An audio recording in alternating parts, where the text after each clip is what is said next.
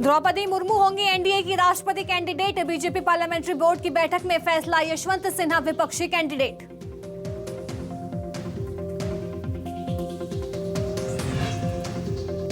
महाराष्ट्र सरकार पर खतरे के बीच कमलनाथ को सरकार बचाने की जिम्मेदारी। आज महाराष्ट्र होंगे रवाना। बीजेपी का तंज, अपने विधायक तो रुके नहीं, अब महाराष्ट्र में करेंगे बंटाधार।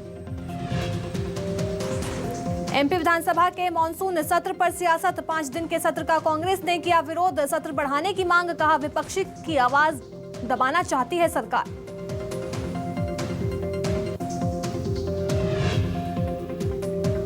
एमपी में योग आयोग का गठन। स्कूल शिक्षा विभाग ने जारी किया आदेश। योग दिवस पर सीएम शिवराज ने किया था ऐलान।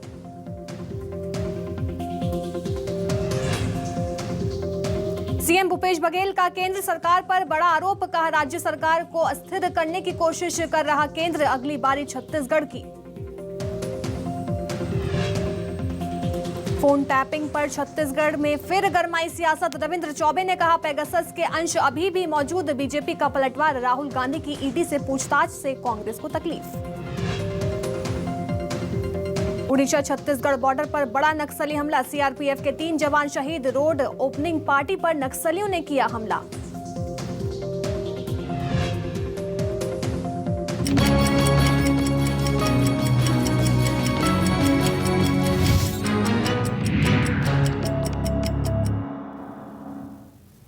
नमस्कार, मैं लीशा और आप देख रहे हैं न्यूज 24 मध्य प्रदेश छत्तीसगढ़। बड़ी खबर भोपाल से बता दें, जहां उज्जैन में चुनावी शंखनाद करेंगे सीएम शिवराज सिंह चौहान, तो वहीं बीजेपी प्रदेश अध्यक्ष वीडी शर्मा भी उनके साथ मौजूद होंगे। बता दें, जन आशीर्वाद रैली में शामिल होंगे सीएम शिवराज सिंह चौहान, तो वहीं शहीद पार्क में जनसभा को संबोधित भी करेंगे। और उसके बाद बाबा महाकाल के दर्शन के बाद जन आशीर्वाद रैली का शुभारंभ करेंगे सीएम शिवराज सिंह चौहान। बता दें, आज से चुनावी शंखनाद बज चुका है। सीएम शिवराज सिंह चौहान के साथ वीडी शर्मा मौजूद होंगे और जन आशीर्वाद रैली निकाली जाएगी। भोपाल से मेरी सहयोगी मितांशी जोशी हमारे साथ लाइव जुड़ गए। मितांशी, उज्जैन में चुनावी शंखनाद आज से शुरू हो जाएगा, जिसमें सीएम शिवराज सिंह चौहान और प्रदेश अध्यक्ष वीडी शर्मा शामिल होंगे। क्या कुछ कार्यक्रम होने वाले हैं आज के?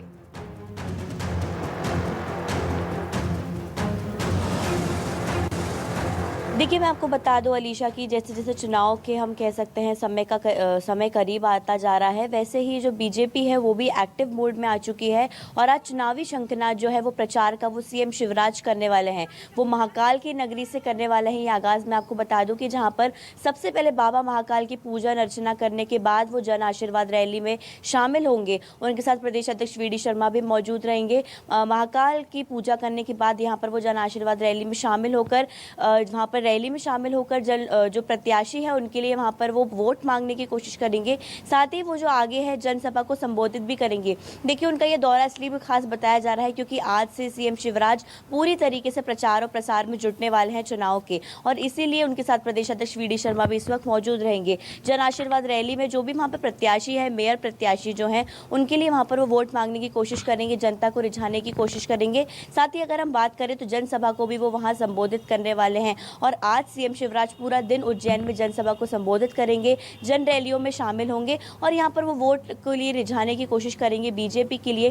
क्योंकि देखिए, अब चुनाव का वक्त करीब है और जैसे कि कांग्रेस भी एक्टिव मोड में नजर आ रही है, तो बीजेपी भी कहीं ना कहीं अब शुरू कर चुकी है अपना प्रचार। हालांकि सीएम शिवराज अभी तक प्रचार में शामिल नहीं हुए थे, लेकिन आज ये प्रचार पूरी तरीके से शुरू हो जाएगा और अलग अलग जगहों पर सीएम शिवराज जाने वाले हैं। आज जैसे कि उनका उज्जैन का दौरा है, कल भी वो कई जगहों पर जाकर जनसभा और जन रैली को संबोधित करने वाले हैं। तो ये हम कह सकते हैं कि पूरी तरीके से अब सीएम शिवराज, प्रदेश अध्यक्ष और बीजेपी के सभी बड़े नेता और पदाधिकारी प्रचार के लिए काफी कम समय बचा है, जिसके चलते सीएम शिवराज सिंह चौहान ने आज से ही प्रचार प्रसार करना शुरू कर दिया है। मितांशी हमारे साथ बने रहिए, आगे भी आपसे खबरों पर लगातार हम अपडेट लेते रहेंगे। एक और बड़ी खबर भोपाल से है, जहां नामांकन वापस लेने की आज अंतिम तारीख है। दोपहर 3 बजे तक नाम वापस ले सकते हैं सभी प्रत्याशी। बता दें कि 3 बजे के बाद चुनाव चिन्हों का आवंटन किया जाएगा। 6 जुलाई को पहले फेज की वोटिंग की जाएगी निकाय चुनाव को लेकर, तो वहीं 17 जुलाई को जो है वो रिजल्ट घोषित किए जाएंगे। और तो वहीं 13 जुलाई को दूसरे चरण का मतदान है और 18 जुलाई को इसके परिणाम आएंगे। 3 बजे के बाद चुनाव चिन्हों का आवंटन किया जाएगा। बड़ी खबर है भोपाल से, 6 और 13 जुलाई को 2 चरणों में मतदान होगा। निकाय चुनाव को लेकर मतदान किया जाएगा। उसके बाद 17 और 18 जुलाई को रिजल्ट घोषित किए जाएंगे। मेरी सहयोगी भोपाल से लगातार हमारे साथ बनी हुई है अमितांशी। नामांकन वापस लेने की आज आखिरी तारीख है, क्या कुछ ज्यादा अपडेट इस खबर को लेकर?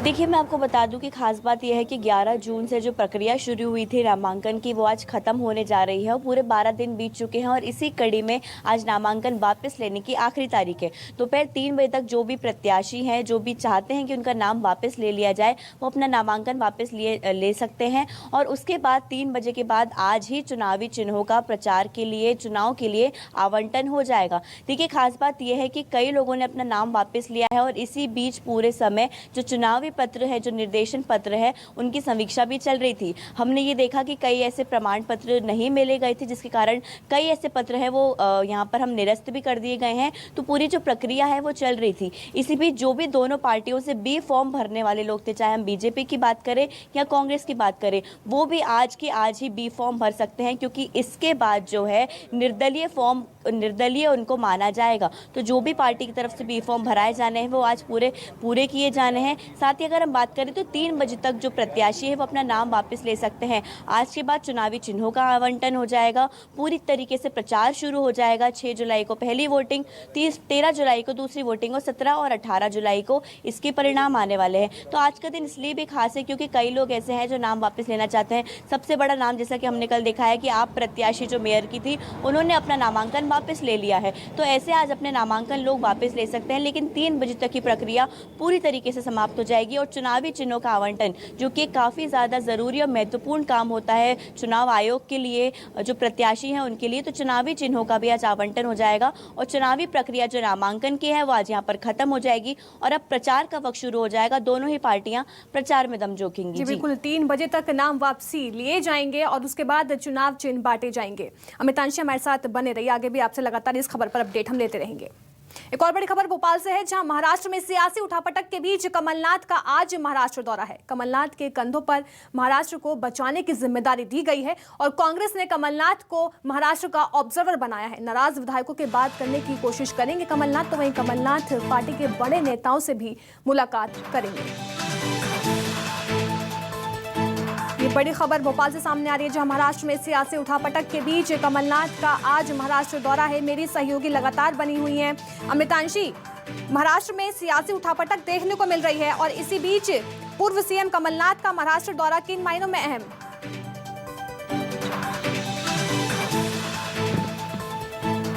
देखिए, जैसा कि हम सब कल जानते हैं कि कल जो कांग्रेस है, कांग्रेस से सोनिया गांधी का ये आदेश आया था कि महाराष्ट्र में जो भी सियासी उठापटक चल रही है उसको रोकने के लिए वहां पर ऑब्जर्वर पूर्व सीएम कमलनाथ को बनाया गया है। देखिए, ये इसलिए भी खास है क्योंकि आज पूर्व सीएम कमलनाथ महाराष्ट्र जाने वाले हैं। वहाँ पर वो नाराज विधायकों से बात करने की कोशिश करेंगे, पार्टी के बड़े नेताओं से बात करने की कोशिश करेंगे, क्योंकि कांग्रेस के लिए कहीं ना कहीं ये जो सीटें हैं, ये जो स्टेट है, ये काफ़ी ज़्यादा अहम माना जा रहा है, जहाँ पर ये बीच में सियासी उठापटक चल रहा है। देखिए, पहले खबरें आई थी कि राजस्थान में भी कोई सियासी उठापटक की खबरें हैं, जब सचिन पायलट और गहलोत के बीच में नाराजगी चल रही थी, तब भी वहां पर पूर्व सीएम कमलनाथ को भेजा गया था और वहां पर ये बात की गई थी और उनका काफी बड़ा रोल हम मान सकते हैं दोनों के बीच में जो भी नाराजगी चल रही थी उसको खत्म करवाने में। इसलिए राष्ट्रीय, हम कैसे कह सकते हैं, राष्ट्रीय कांग्रेस ने पूर्व सीएम कमलनाथ पर भरोसा जताकर उनको यहाँ पर पर्यवेक्षक बनाया है और आज इसी कड़ी में पूर्व सीएम कमलनाथ महाराष्ट्र जाने वाले हैं। वहां पर जाकर वो बातचीत करेंगे और जो भी सियासी उठापटक है, जो भी नाराजगी विधायकों और पार्टी के बीच में है, उसे पूरी तरीके से वो यहाँ दूर करने की कोशिश करेंगे, नाराज विधायकों को मनाने की कोशिश करेंगे। क्योंकि देखिए, कहीं ना कहीं बीजेपी को एक, हम यहाँ पर कह सकते हैं, अगर यहाँ पर शिवसेना और कांग्रेस यहाँ पर कमजोर हुई तो बीजेपी को कहीं ना कहीं बढ़त मिल सकती है। तो बीजेपी को रोकने के लिए, संगठन से लड़ने के लिए यहाँ पर पूर्व सीएम कमलनाथ का दांव लगाया है राष्ट्रीय कांग्रेस ने और यहाँ पर आज पूर्व सीएम कमलनाथ महाराष्ट्र पहुंचेंगे, वहाँ पर विधायकों से बातचीत करेंगे, शिवसेना के नेताओं से मुलाकात करेंगे, बड़े नेताओं से मुलाकात करेंगे और ये देखेंगे कि किस तरीके से आज महाराष्ट्र में पूर्व सीएम कमलनाथ पहुंचेंगे और क्या कुछ उनकी रणनीति रहेगी सरकार और पार्टी को बचाने के लिए। और जो भी नाराज विधायक हैं, जो कि एकनाथ शिंदे लेकर चले जा चुके हैं, जो भी नाराज विधायक हैं पार्टी से, उनका हालांकि उनसे बातचीत नहीं हो पा रही है, लेकिन वो बातचीत करने की कोशिश करेंगे और उन्हें मनाने की कोशिश करेंगे। पूर्व सीएम कमलनाथ पर बीजेपी लगातार तंज कसती हुई नजर आ रही है। बहुत बहुत शुक्रिया अमितांशी में तमाम जानकारी देने के लिए। रुक करते हैं अगली खबर का, जहां बीजेपी ने राष्ट्रपति पद के उम्मीदवार का ऐलान कर दिया है। द्रौपदी मुर्मू एनडीए की राष्ट्रपति उम्मीदवार होंगी, तो वहीं बीजेपी ने आदिवासी चेहरे को इस बार उम्मीदवार बनाया है और उड़ीसा की रहने वाली हैं द्रौपदी मुर्मू। बता दें झारखंड की राज्यपाल भी रही हैं द्रौपदी मुर्मू। बीजेपी ने राष्ट्रपति उम्मीदवार का ऐलान कर दिया है। द्रौपदी मुर्मू एनडीए की राष्ट्रपति उम्मीदवार घोषित कर दी गई हैं। बता दें कि झारखंड की राज्यपाल भी रह चुकी हैं द्रौपदी मुर्मू और बीजेपी ने आदिवासी चेहरे को इस बार उम्मीदवार बनाया है।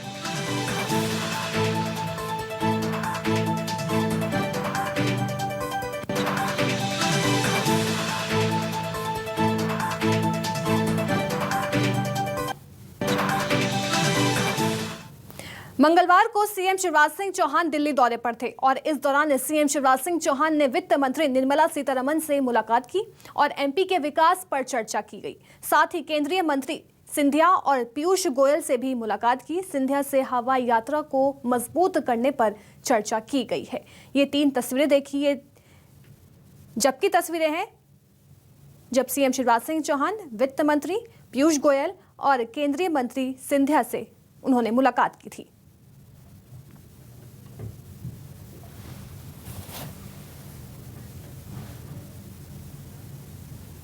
खबर भोपाल से है, जहां मानसून सत्र को लेकर नेता प्रतिपक्ष डॉक्टर गोविंद सिंह का बयान सामने आया।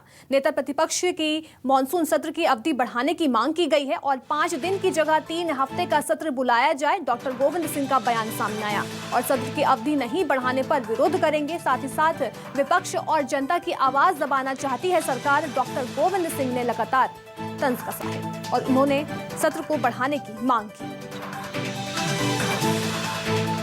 5 दिन की जगह 3 हफ्ते का सत्र बुलाया जाए, डॉक्टर गोविंद सिंह का बयान सामने आया। मध्य प्रदेश विधानसभा के वर्षाकालीन सत्र की 25 से 29 जुलाई तक का बुलाने का सूचना जारी हुई है। मैंने पूर्व में मुख्यमंत्री शिवराज सिंह जी से अनुरोध किया था कि विधानसभा का वर्षाकालीन सत्र कम से कम 3 सप्ताह का चलाया जाए, परंतु मुख्यमंत्री जी ने तानाशाही तरीके से विपक्ष की आवाज़ और जनता की आवाज़ को दबाकर प्रजातंत्र का गला घोटने का काम किया है। मैं पुनः मुख्यमंत्री से मांग करता हूं कि सत्र की अवधि बढ़ाई जाए, अन्यथा कांग्रेस पार्टी आपके स्थानीय प्रसाई पूर्ण रवैये का घोर विरोध करेगी। अब खबर शिवपुरी से है, जहां पार्षद का टिकट कटने पर नाराजगी देखने को मिली है। पत्नी का टिकट कटने पर पति ने खुदकुशी की कोशिश करने की कोशिश की। कांग्रेस ऑफिस में आत्मदाह की कोशिश की गई है। पेट्रोल डालकर आत्मदाह की कोशिश की गई और राजकुमारी शर्मा को पार्षद पद के लिए टिकट नहीं दिया गया, जिसके चलते पति की नाराजगी देखने को मिली है। पत्नी का टिकट कटने पर पति ने खुदकुशी करने की कोशिश की और कांग्रेस ऑफिस में आत्मदाह की कोशिश की गई है। पेट्रोल डालकर आत्मदाह करने की कोशिश की गई। बता दें, पत्नी को पार्षद का टिकट नहीं दिया गया, जिसके चलते पति ने नाराजगी जाहिर की और कांग्रेस ऑफिस के सामने अपने ऊपर पेट्रोल छिड़ककर आत्मदाह करने की कोशिश की गई। अपनी आत्महत्या, मैंने आत्महत्या का सरदर्द अपनी आत्महत्या का मेरी जवाबदार श्री प्रकाश शर्मा और जिला कांग्रेस सचिव अध्यक्ष होगा।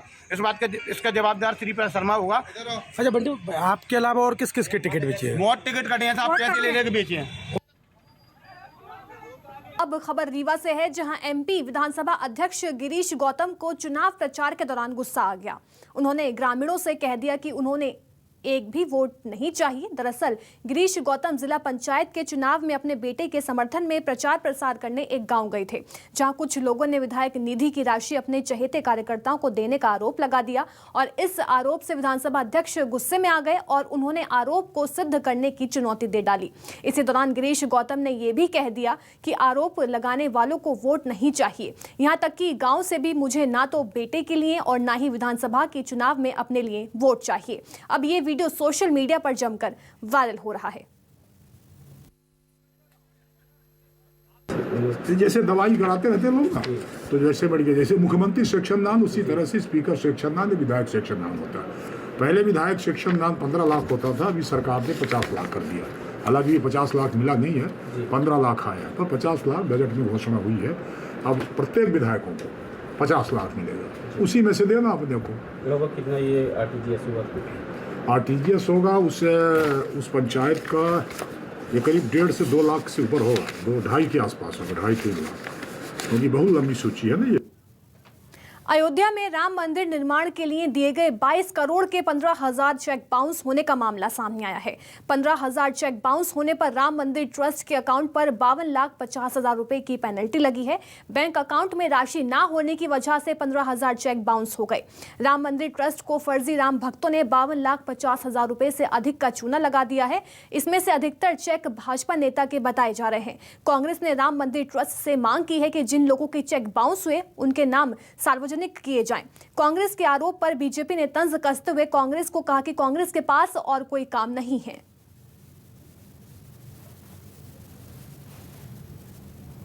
देखिए, भारतीय जनता पार्टी के नेताओं ने जनता को ठगा है। अनेक नेताओं ने उस समय बढ़ चढ़कर चेक जारी कराए, किसी ने 5 लाख का, 10 लाख का, 20 लाख का, 50 लाख का। वो अनेक ऐसे नेता हैं जो पूरे देश में लगभग 15,000 लोग हैं जिनमें मैक्सिमम नेता हैं, उनके सारे चेक बाउंस हो गए हैं। चेक बाउंस हुए वो तो अपनी जगह है, लेकिन आम आदमी का जो पैसा जो छोटे छोटे चंदे से राम मंदिर के लिए अपनी श्रद्धा से वहाँ पहुँचा था सहयोग निधि के रूप में, उसमें से लगभग 55 लाख रुपए चेक बाउंस चार्जेस में जमा हो गए हैं। राम जी के प्रति हिंदुस्तान के करोड़ों करोड़ नागरिकों की आस्था है। केवल कांग्रेस पार्टी को छोड़कर कांग्रेस पार्टी की बौखलाहट है। यही कांग्रेस पार्टी है जिसने कहा था कि राम जन्मभूमि जो है उसकी डे टू डे की सुनवाई रोकना चाहिए, उससे चुनाव प्रभावित होते हैं। यही कांग्रेस पार्टी है जिसने हलफनामा दायर करके कहा था कि राम कभी पैदा ही नहीं हुए, राम तो एक किंवदंती मात्र है। यही कांग्रेस पार्टी है जो राम सेतु को तोड़ने की वकालत कर रही थी। यही कांग्रेस पार्टी है जो कहती थी कि मंदिर वहीं बनाएंगे पर तारीख नहीं बताएंगे। और अब जब तमाचा बुरी तरह से गाल पे पड़ गया और दोनों गाल फूल कर लाल हो गए हैं, तो उस समय खिसियानी बिल्ली खंबा नोचे की तरह ये उलझुल आरोप लगा रहे, इसमें कोई सच्चाई नहीं है। एमपी में इन दिनों पंचायत और निकाय चुनाव को लेकर प्रचार अभियान जारी है। नेता इस मौके पर प्रचार के अलग अलग तरीके अपनाते हुए नजर आ रहे हैं। ऐसा ही तरीका कृषि मंत्री कमल पटेल ने अपनाया है। हरदा में कृषि मंत्री कमल पटेल बैलगाड़ी हाँकते नजर आ रहे हैं। वहीं कृषि मंत्री ने ये वीडियो अपने सोशल साइट पर भी अपलोड किया और लिखा कि बैलगाड़ी चलाकर बचपन की यादें ताज़ा हो गई हैं। वीडियो ट्विटर पर भी शेयर कर उन्होंने लिखा कि आज हरदा में बैलगाड़ी हाँककर बचपन के दिनों को याद किया और बैलगाड़ी का आनंद लिया। बचपन में खेत जाना हो या स्कूल, बैलगाड़ी और घोड़ा गाड़ी ही प्रमुख साधन हुआ करते थे। आज बचपन की वो यादें ताज़ा हो गई हैं।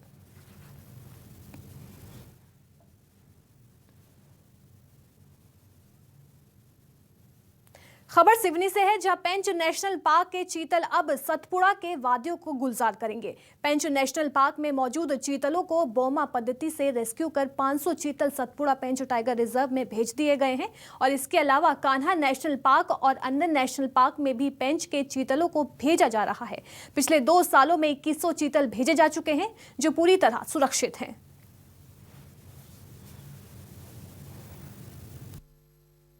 वन्य प्राणी को पकड़ने जाते हो तो वन्य प्राणी की डेथ होने की प्रोबेबिलिटी बहुत हाई होती है। लेकिन मध्य प्रदेश में ही हमने एक अफ्रीका की एक विधि होती है जिसको मास कैप्चर और पैसिव कैप्चर कहते हैं, उसी को थोड़ा सा रद्दोबदल करके भारत और मध्य प्रदेश की परिस्थितियों में, और चीतल तो अफ्रीका में होते नहीं हैं, तो चीतल के व्यवहार के अनुरूप ढालते हुए हम सामान्य तौर पे बोमा पद्धति कह देते हैं। और अब तो पूरे भारत में उसे बोमा पद्धति के ही नाम से जाना जाता है। तो बोमा पद्धति से हम इन जानवरों को ट्रक में पकड़ते हैं और फिर जहां जरूरत हो वहां छोड़ देते हैं। अब खबर देवास से है, जहां ट्रक में भीषण आग लग गई और ट्रक जलकर राख हो गया है। फायर ब्रिगेड ने हालांकि आग पर अब काबू पा लिया है। आग लगने का कारण अभी पता नहीं चल पाया कि किन वजहों के चलते ट्रक में आग लगी है। भोपाल के जामगोद के पास की पूरी घटना बताई जा रही है, जहां ट्रक में भीषण आग लग गई और ट्रक पूरी तरह से जलकर राख हो गया है। देखिए तस्वीरें जब ट्रक में भीषण आग लगी थी। हालांकि अभी इस बात का पता नहीं चल पाया कि किन वजहों के चलते ट्रक में आग लगी है।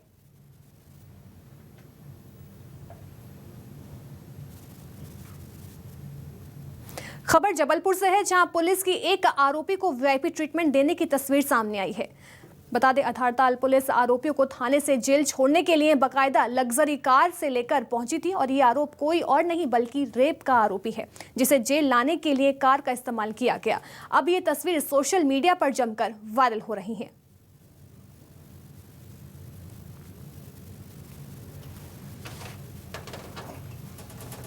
बालाघाट में मुठभेड़ में मारे गए तीनों नक्सलियों का शव बालाघाट लाया गया। एक दिन पहले बालाघाट में लांजी क्षेत्र अंतर्गत कांदला के जंगल में पुलिस और नक्सलियों के बीच मुठभेड़ के दौरान हॉटफोर्स के जवानों ने इनामी 3 नक्सलियों को मार गिराया था। इन तीनों नक्सलियों के शव को जिला मुख्यालय लाया गया और उनके पोस्टमार्टम करवाने की कार्रवाई भी की गई।